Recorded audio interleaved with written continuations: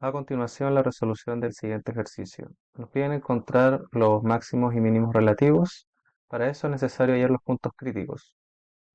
Y para eso es necesario derivar la función en cuestión, para después igualar a cero y hallar dichos puntos. Entonces, con las reglas de derivación de polinomios llegamos a que la derivada es esta. Reescribiéndola queda de esta forma. Y para encontrar los puntos críticos tenemos que hallar los valores tales que la derivada sea igual a cero.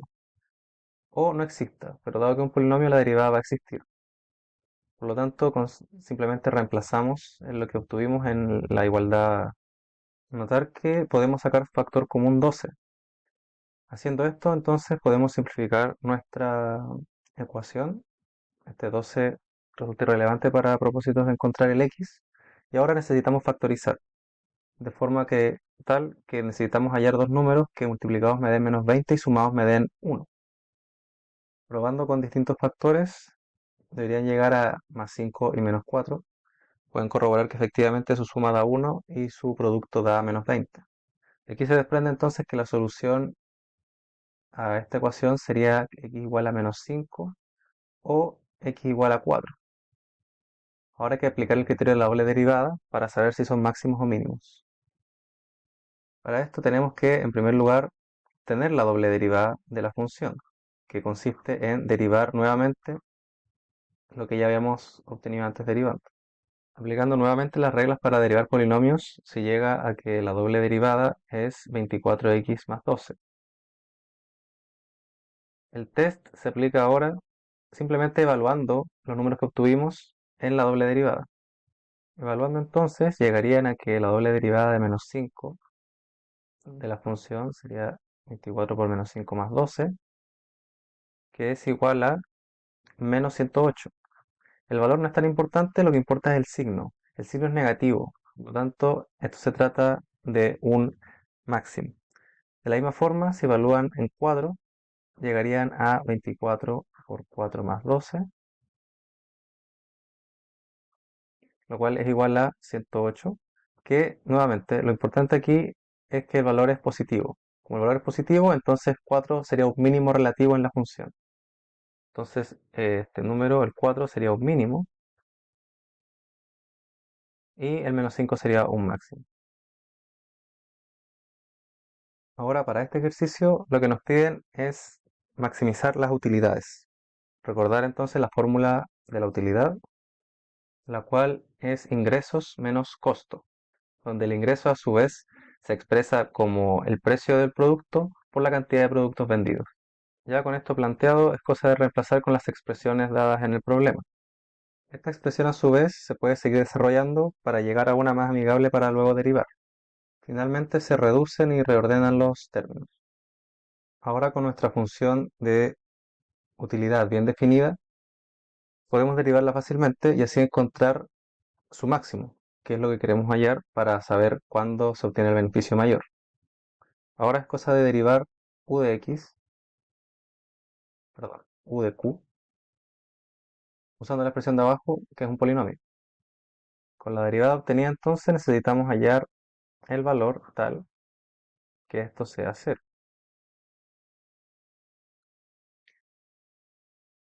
Es decir, la expresión anterior tenemos que igualarla a cero.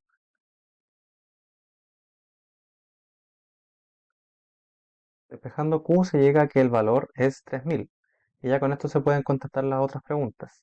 El precio por unidad que se debe cobrar sería P de 3000. Y el beneficio máximo es simplemente evaluar U, la función que ya habíamos determinado, en 3000. Reemplazando, por lo tanto, 3000 en las expresiones respectivas, debería darles 4700 y 800.000, respectivamente.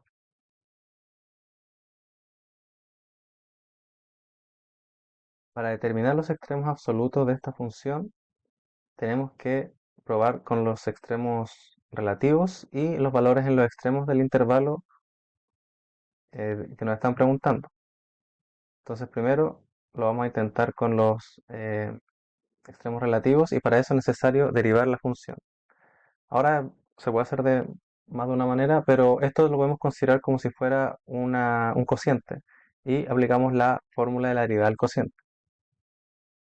Recordando entonces la fórmula de la derivada del cociente, reemplazamos con nuestro caso particular.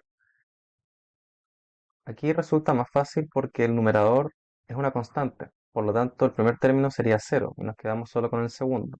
Sería menos el numerador, que es 1, por la derivada del denominador, que es x e a la x cuadrado más 1. Voy a dejarlo expresado como la derivada, partido en el denominador al cuadrado, que es e elevado a x cuadrado más 1 y todo eso al cuadrado. Para derivar el numerador, en este caso, se ocupa regla de la cadena. Primero la derivada de las funciones más exterior, que es la exponencial, que es su propia derivada. Entonces estaríamos hablando de e a la x cuadrado más 1 por la derivada de lo de adentro, que en este caso sería la derivada de x cuadrado más 1, que es 2x. Y el numerador, perdón, y el denominador se mantiene. Ahora bien, para encontrar el punto crítico, el cual sería nuestro candidato a máximo y mínimo relativo, necesitamos igualar esto a cero. Pero para que la derivada valga cero en este caso, basta con que el numerador valga cero solamente. Por lo tanto, necesitamos que esto valga cero y reemplazando, necesitamos simplemente que e a la x cuadrado más 1 por 2x sea cero. Pero esto es más simple de lo que parece porque la exponencial nunca va a ser igual a cero, dado que siempre va a adquirir valores positivos.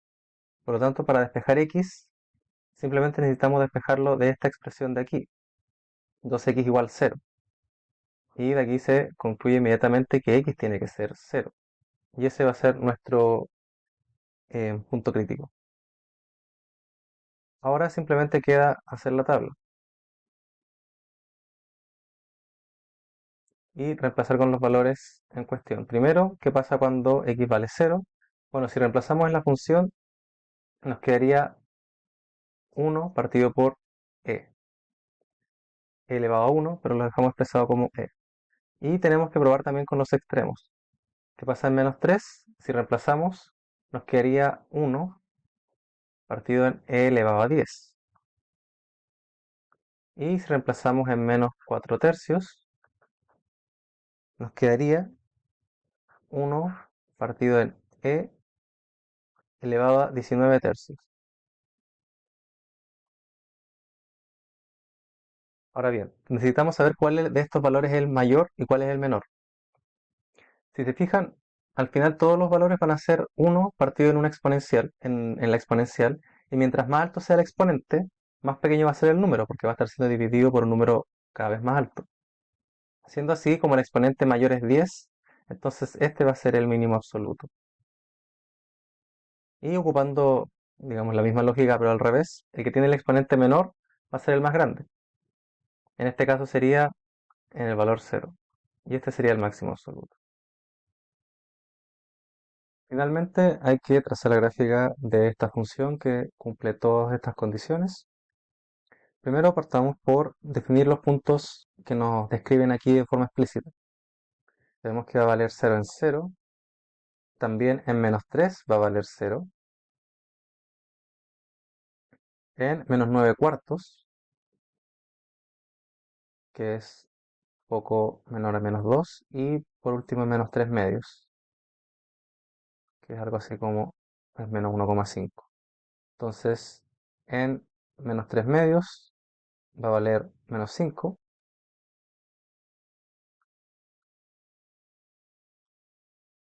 Y aquí valdría menos 8,5 en menos 9 cuartos.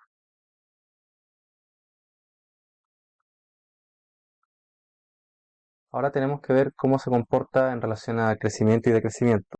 Fijémonos acá en las asíntotas. Sabemos que esto va a más infinito cuando x va a menos infinito, lo que significa que esto tiene un comportamiento de esta forma.